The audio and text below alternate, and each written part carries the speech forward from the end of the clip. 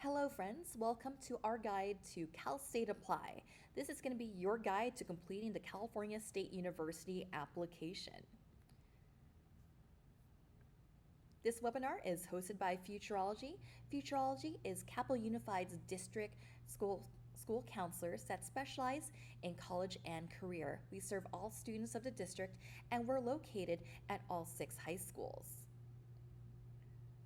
Our team includes Ms. Nguyen over at Elisa Miguel, myself, Ms. Erica over at Capo Valley and San Clemente, Ms. Rengifo over at Dana Hills and Tesoro, and Ms. Yazdani over at San Juan Hills. Our team has UC and private university reading experience. So, all about Cal State Apply. Cal State Apply is going to be the online platform to apply to any of the CSUs. There's 23 CSUs in total, and these schools include Cal Poly San Luis Obispo, Cal Poly Pomona, Cal State Fullerton, Cal State Long Beach, San Francisco State, San Jose State, and more. And when you're applying to a Cal State school, these are some things you might need that'll be helpful as you complete your application. Access to your high school transcript, because you will be performing A through G matching on your Cal State Apply application. Your social security number if applicable. Parent contact information, so parent phone number, email address, etc. Parent income information, so how much money your parents make. Credit card to pay for each application, and as a quick kind reminder, it will be $70 per campus. Some other items you might need when you're filling out the application. AP or IB test scores, so you are allowed to self-report your AB or IB test scores. SAT or ACT scores. Now remember, Cal State schools are test blind. They will not be using SAT or ACT scores to determine your admission, but rather they might use it if you're admitted, if to see which entry-level math or English you qualify for. So again, Cal States are test blind, but it is optional to include your scores in the event you get accepted, and they might use your scores for placement for math or English. If you're applying for EOP, you will need 2 letters of recommendation and parent employment information. And also, some of you might also have a California Colleges account already made. Some of you have gone through College Week at your school. You might have had a workshop, or you might have had to create a californiacolleges.edu account. It's free, and the nice thing about having a California Colleges account is you can import your transcript onto your Cal State Apply.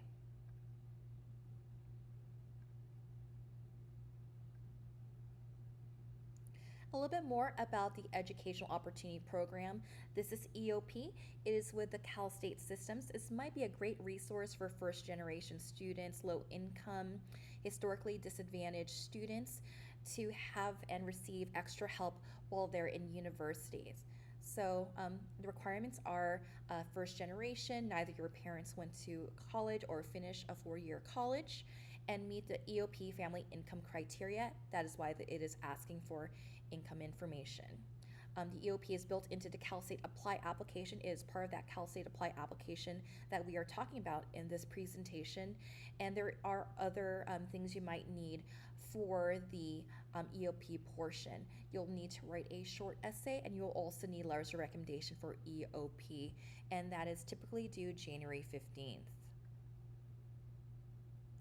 Now, to go to the application itself, you'll need to go to this website, calstate.edu/apply. Also, I did mention California Colleges. Now, if you create a California Colleges account, again, this is a free account that you can create. It only takes like less than 3 minutes to create a California Colleges account. The nice thing about this is because they have your student information, because they have your student ID, information from Aries will pull into your California Colleges account, and you can actually start your Cal State application from your California Colleges account. So, if you're going through the website for Cal State Apply, you will need to create a Cal State Apply account. So you would need to go on their website, again, Cal State.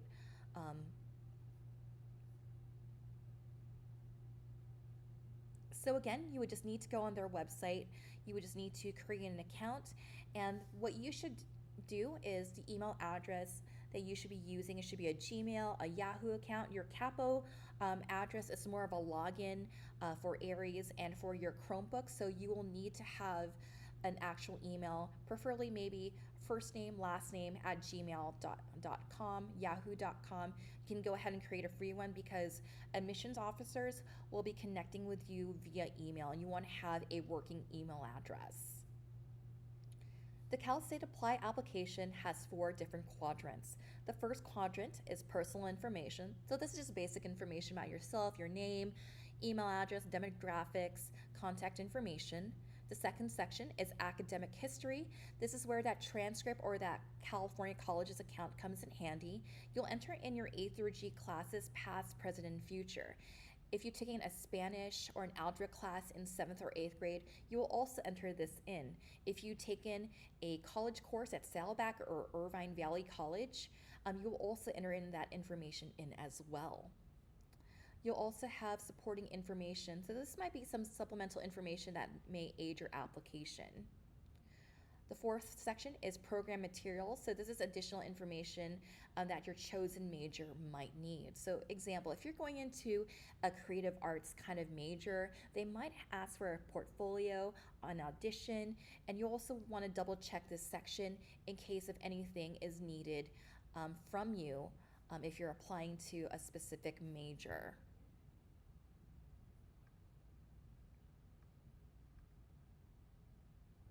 All right, let's take a look at the Cal State Apply application. Let's see what it consists of and let's just walk through it together. Okay, so after clicking Business Administration at Fullerton, this will tell me what the total fees are, and this will allow me to review what majors and campuses that I've selected. Again, you want to make sure that you are in the undergraduate program, not the graduate program or extension program. All right, let's click on to continue to my application. And again, these are the 4 quadrants that you will be seeing here that we've mentioned earlier. If I wanted to add more programs, if I suddenly realize, oh hey, I talked to Cal Poly Pomona at that college fair, I can go ahead and add another major or campus here if I wanted to add another school. So the first step is personal information. So let's just take a look at personal information here. Okay, release statement. This just gives the university yourself permission to release your information to the university, that all the information that entered on here is true and accurate. Okay, if you've taken CASP,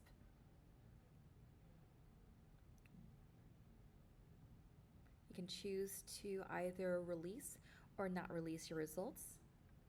That's up to you. And click box to acknowledge. All right, continue to next section. So this is just biographical information about yourself. First, last name, middle name, family name. If you have an alternate name that you go by, if you go by a shorthand name, but definitely keep this section professional.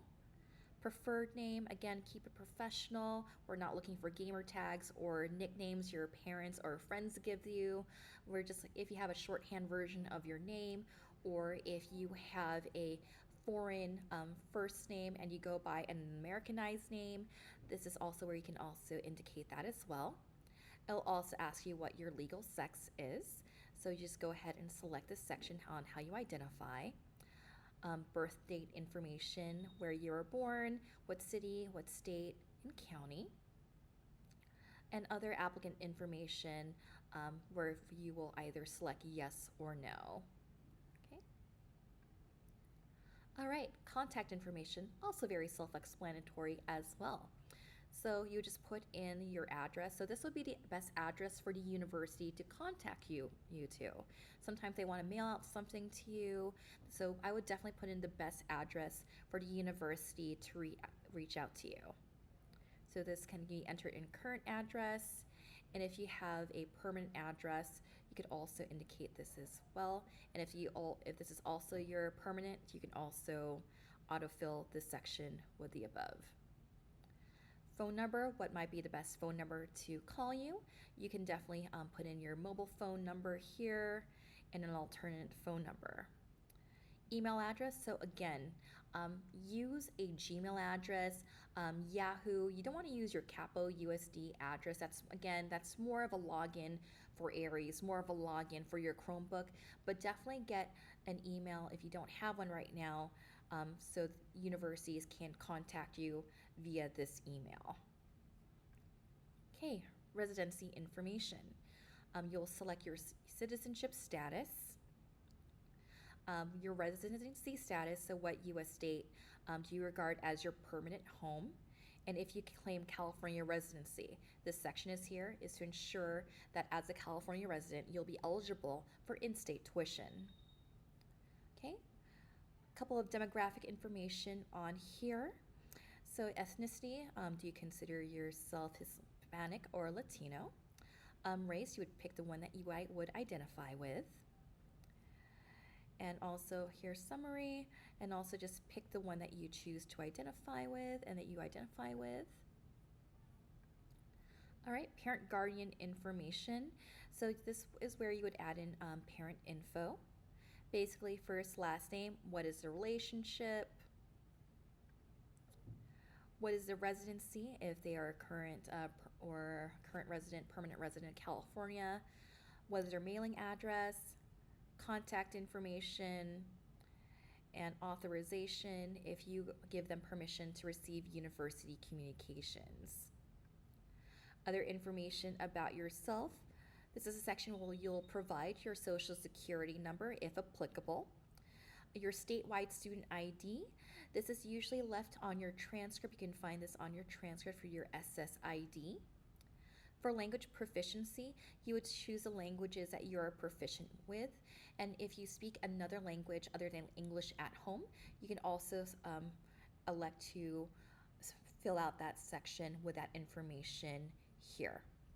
Military status, if you have ever served in the military, or if your parents are in the military dependent question. So if your parents are in the military, you would be considered a military dependent. Academic standing, are you in good academic standing with the high school you're attending? The section will ask about academic infractions and conduct.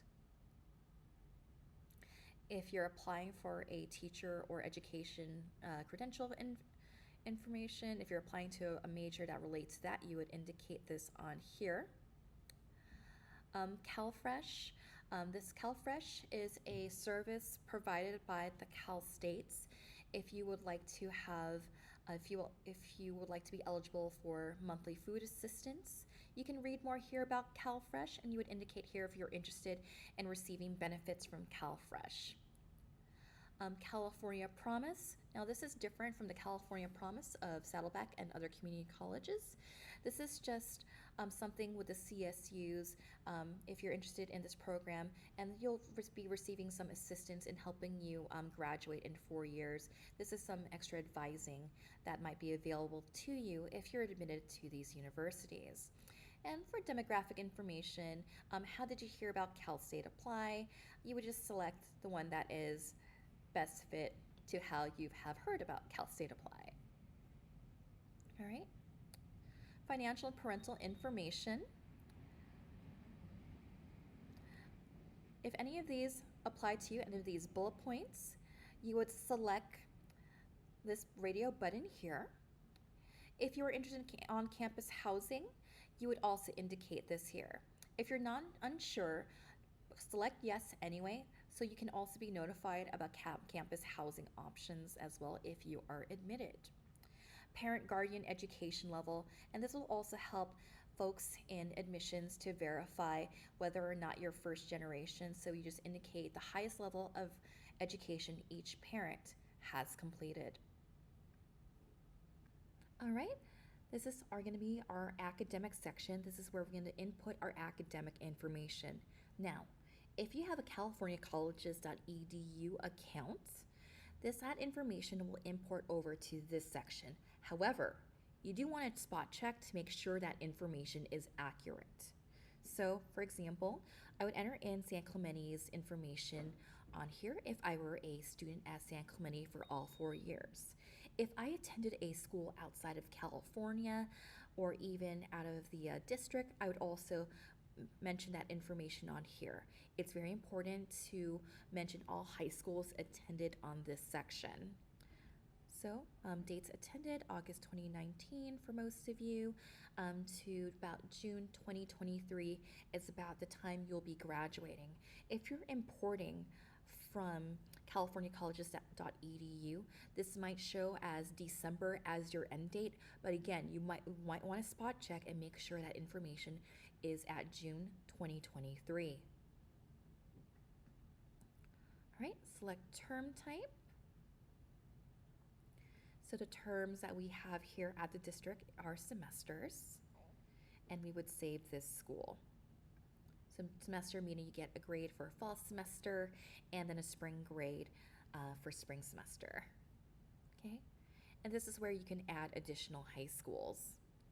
Select select your anticipated or current graduation status. So a lot of you, most of you, will select I will or will graduate with my high school diploma. It'll indicate which high school that you will be graduating from. Okay. And this is most likely going to be June 2023. Save and continue. All right, continue to next section. Okay, did you attend high school, secondary school outside of the United States? If you've taken courses in 9th, 10th, 11th grade that were outside of the United States, so some of you might be international, have had international courses prior to coming to the district, so you would indicate yes. If your entire academic history was within the United States, you would click no.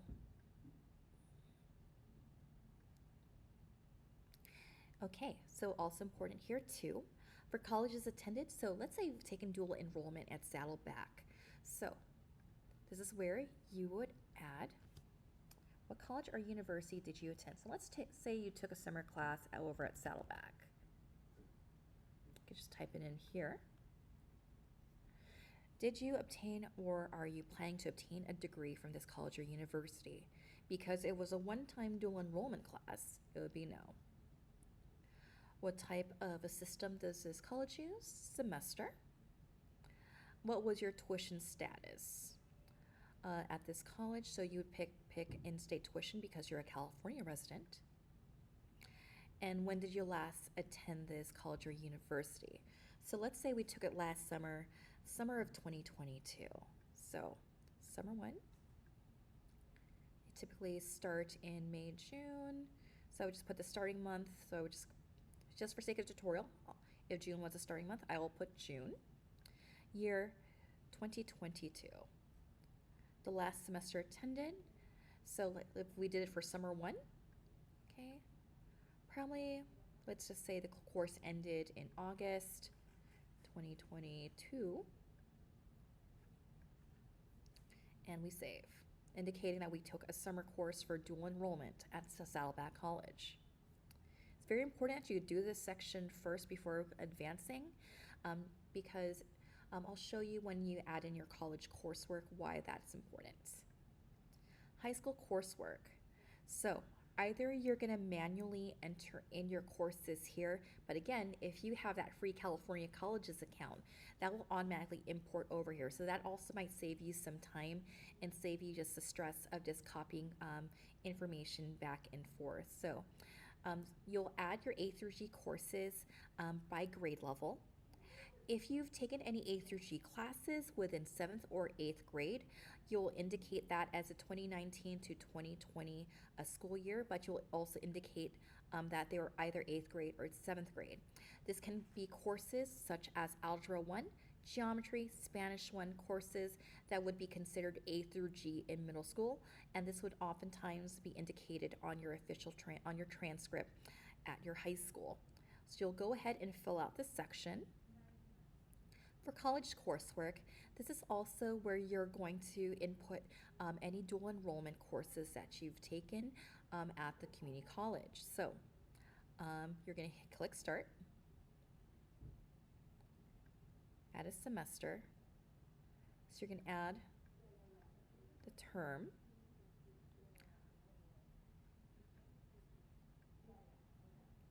And let's say if it was a summer class, it would be completed. All right, the next section is standardized test.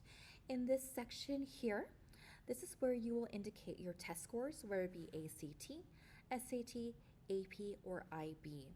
Again, the Cal States are test blind for this application year, so you can still report your ACT or SAT scores, but they will not be used for admission. They will likely be used for entry-level math or entry-level English scores if your scores are high enough. You can also enter in your AP exam scores on this section as well, and your IB test scores in this section as well. Okay, and if we go on to the next section, this next section is A through G matching. So you will need to add in your high school courses to view the A through G matching section. This section will tell you how far along you are with A through G and ensuring you that you have completed A through G. It will also give you a weighted A through G GPA once you are filling out the sections here for completed coursework. So it's also wise to just check back in here just to make sure that you're meeting A through G requirements, and again, to also just double check all the courses indicated in both high school and for college, making sure that everything is presented accurately and factually as possible. All right, the next section is supporting information. So if you're applying to the EOP program, again, that is a support service program for first generation students. This is a section that you would need to complete. So you would need parent information, and also in terms of EOP, you would also need to submit a personal statement and 2 letters of recommendation if you are interested in EOP. And also when you apply, there's going to be a link for Eop Application Deadlines.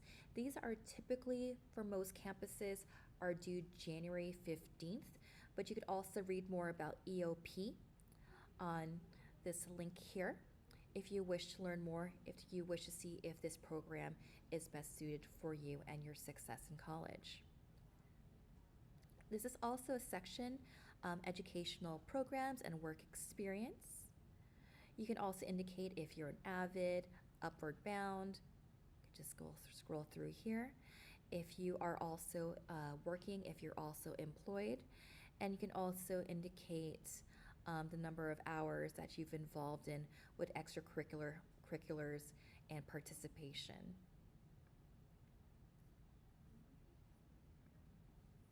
And the final quadrant here is program materials. And you can see here, you can read a little bit more about the major by clicking on here. But for program materials, for example, again, if you're applying to a creative type of major, perhaps they want an audition, and you would also find information on how to submit supplementary material such as auditions, portfolios in the program materials section. All right, theoretically, let's say we've already completed our application. Let's go to Submit Application. And just like how we started before, this will also tell me what my total fees, how much I owe. And this will also just tell me what programs I'm applying to. Now, when this is complete, it'll give me the option to submit. So before we submit, we also want to make sure that all the information presented is accurate and correct. So definitely just reevaluate your A through G matching, reevaluate that academic section to make sure all information is presented correctly. And when we're ready to submit, we could submit individually by university, or we can submit all. If we go to check status, this will also tell me what the status of my application is. And just to recap, before you hit submit, it's important to check the total fees. Any only changes you can make are adding additional test scores and going through the EOP application if applicable. Please note any warning messages or any places where you may have missed some information, and to also review that summary page as well. All right, now what to do after you hit submit. We encourage all students to apply for financial aid. You can also register your for your application portal. So each school, each Cal State you apply to will have an application portal. You should receive an email from the Cal State that you apply to about 24 hours after you hit submit.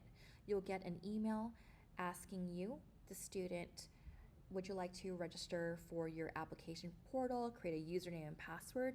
And this is a great way to also keep track of your application and to see what else you might need, and to also receive communications from the universities you're applying to.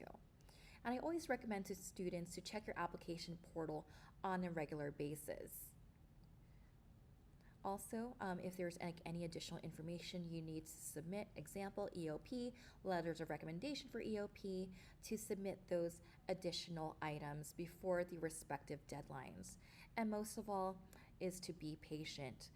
Usually, universities will release their decisions information in March, so please be patient in anticipation for your admissions decisions. You typically get your admissions decisions on your application portals, so it's very also important to register for your application portal so you can receive your admissions decisions on your application portal as well. All right, thank you so much for viewing our presentation. If you have any questions, you can always email your Futureology counselor, and we look forward to helping you out.